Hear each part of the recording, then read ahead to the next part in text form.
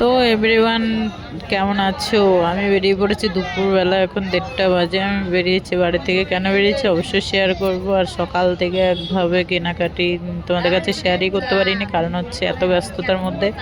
তো এত রোদের মধ্যে কেন বেরোতে হচ্ছে সেটা তো অবশ্যই তোমাদের বলবো। আর বেরিয়েছি হচ্ছে তোমাদের বলেই দিই, আমি যাব হচ্ছে ঠাকুরনগর। তার জন্য সব কেনাকাটি করে চলে এসেছি বাস স্ট্যান্ডে। বাস স্ট্যান্ড থেকে এই যে গাড়িতে চাপলাম, লরিতে করে যাব হচ্ছে আমরা ঠাকুরনগর। ঠাকুরনগর কারা কারা গিয়েছে এবং যাওনি কমেন্ট করে বলবে। তো আমি এই নিয়ে 3-4 বছর প্রায় ঠাকুরনগর গেছি। তো আমি বসে পড়েছি গাড়ির মধ্যে। দেখো কত লোক, ভালোভাবে তো বসতেই পারিনি।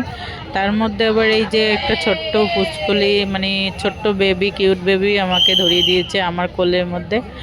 তো ও খুব কান্না করছিল, যার জন্য ওকে নিয়ে একটু ফোন দেখাচ্ছিলাম। আর বলতে না বলতে চলে এসেছি ঠাকুরনগরের অনুষ্ঠানে জয়েন্ট করে নিলাম একসাথে। সবাই দেখো কত লোক, সবাই ডাঙ্কা নিয়ে একভাবে সবাই দল নিয়ে বেরিয়ে পড়েছে। আমরা সবাই গাড়ি নিয়ে ঢুকছি। আর এই যে আমরা ঢুকে পড়েছি, সবাই মিলে ঢুকে দেখো এসে বসেও পড়েছি। হ্যাঁ, কত লোক দেখো, আমাদের দলের লোক সব একসাথেই আছি আমরা। সবাই এলাকারই লোক, চেনা জানা মুখ চেনা সবাই আছে।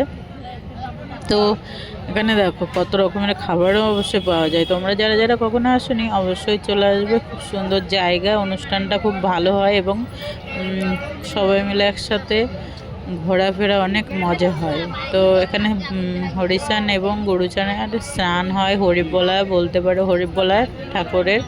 তো যাচ্ছি হচ্ছে মেলাতে, ভিতরে মেলার ভিতরে যাচ্ছি। এত লোক, কি বলবো তোমাদের, পরে ভিডিও